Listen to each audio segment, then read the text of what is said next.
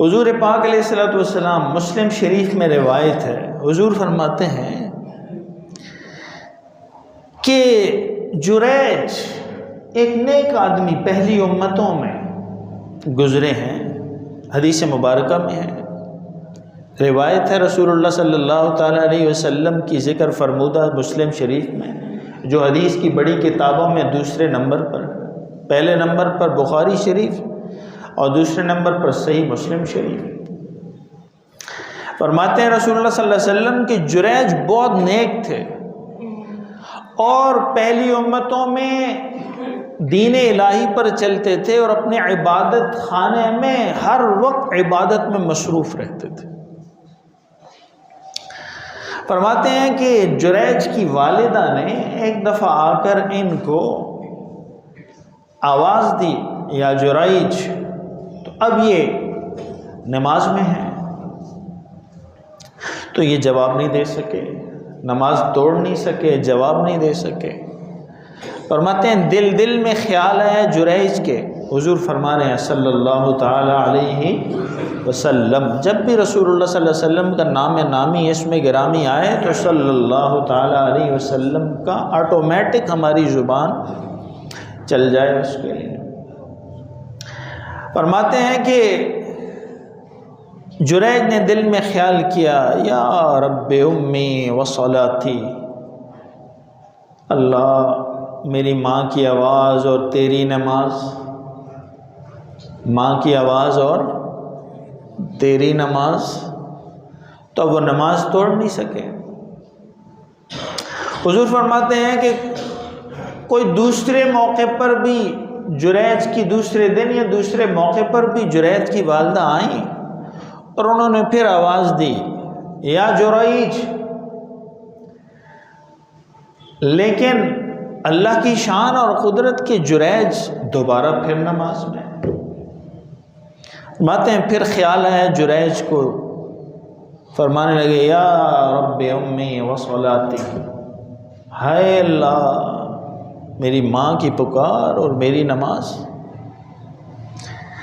تو نماز نہیں توڑی، جواب نہیں دے سکے، ماں کی خدمت میں نہیں جا سکے، بات آئی گئی ہوگی۔ حضور فرماتے ہیں، مسلم شریف کی روایت بتا رہی ہے، تیسری مرتبہ دوبارہ جریج کی والدہ تشریف لائیں اور آواز دی ان کو، اور وہ تیسری مرتبہ بھی نماز میں ہے، عبادت گزار تھے، ہر وقت اس عبادت خانے میں عبادت میں مشغول رہتے تھے، اللہ اللہ کرتے تھے۔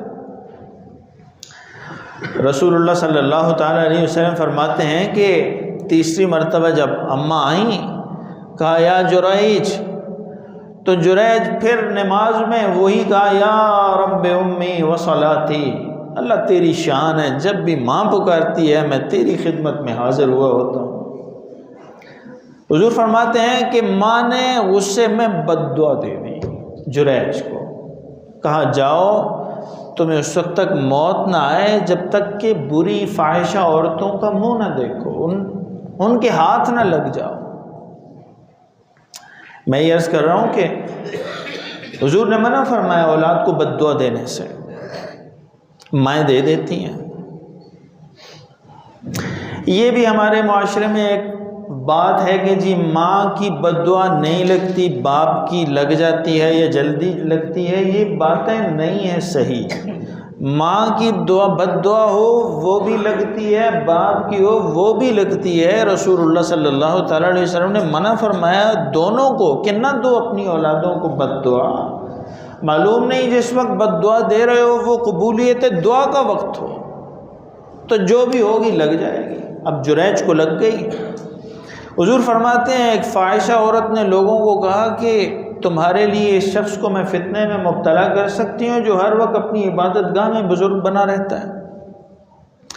تو لوگوں نے شرارت کے طور پر اس کو اجازت دی، تو وہ حاملہ تھی، بچہ پیدا ہوا، بچہ کسی چرواہے سے اس کا حمل ٹھہرا تھا، غیر اخلاقی، غیر اس وقت کے جو دین کے طریقے تھے ان سے ہٹ کر ناجائز طور پر۔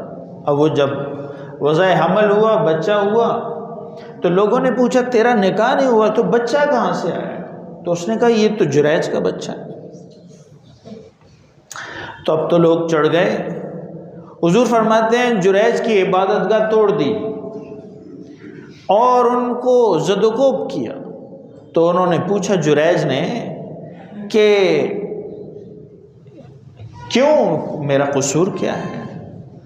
تو کہا کہ یہ تیرا بچہ ہے، تو بزرگ بنا پھرتا ہے اور ساتھ ایسے برے اور فحاشی کے کام بھی کرتا ہے، ناجائز بچے بھی پیدا کرتا ہے۔ اس نے اپنی صفائی تو دی، لیکن ماحول میں صفائی ایسے موقع پر چلتی کہاں ہے؟ ماں کی اصل میں حضور بتا رہے ہیں ماں کی بد دعا لگ گئی۔ اب وہ جریج نے کہا کہ وہ بچہ کدھر ہے؟ تو لوگوں نے کہا کہ یہ ہے بچہ۔ تو وہ بچے کو رسول اللہ صلی اللہ تعالیٰ علیہ وسلم فرماتے ہیں بچے کو لایا گیا اور جریج نے 2 رکعت نماز ادا کی اور دعا کی اللہ تعالیٰ سے، اور اس کے بعد بچے کو قریب لائے اور اس کے پیٹ میں ہاتھ لگایا، اس سے پوچھا اے بچے تو بتا تیرا باپ کون ہے؟ تو اللہ تعالیٰ نے اس کو قوت گویائی عطا فرمائی، گہوارے کا بچہ، اور اس نے بتایا کہ میرا باپ ایک چرواہا ہے۔ تو لوگ پاؤں پڑ گئے جریج کے کہ یہ تو بہت پہنچے ہوئے بزرگ ہیں، آج کی زبان میں جیسے ہم کہتے ہیں بہت پہنچے ہوئے بزرگ ہیں، اور معافی مانگنے لگے۔ اور ان کو اندازہ ہوا کہ جریج تو بے گناہ ہے اور بہت بڑے اللہ کے نیک بندے، نیک انسان اور ولی اللہ ہیں، اور ندامت اور افسوس کا اظہار کرنے لگے اور کہنے لگے کہ یہ جو آپ کی عبادت گاہ ہم نے گرائی ہے، تو اگر آپ حکم فرمائیں تو ہم اس کو آپ کے لیے سونے کی دوبارہ تعمیر کر کے دیں۔ حضور فرماتے ہیں کہ جریج نے کہا مجھے سونے کی نہیں چاہیے، وہ جو مٹی والی ہی تم نے توڑی ہے وہ دوبارہ بنا کے دے دو۔ اور ساتھ یہ بتایا کہ مجھے میری ماں کی بد دعا نے آزمائش میں ڈال دیا۔ تو اللہ تعالیٰ ماں باپ کی بد دعا سے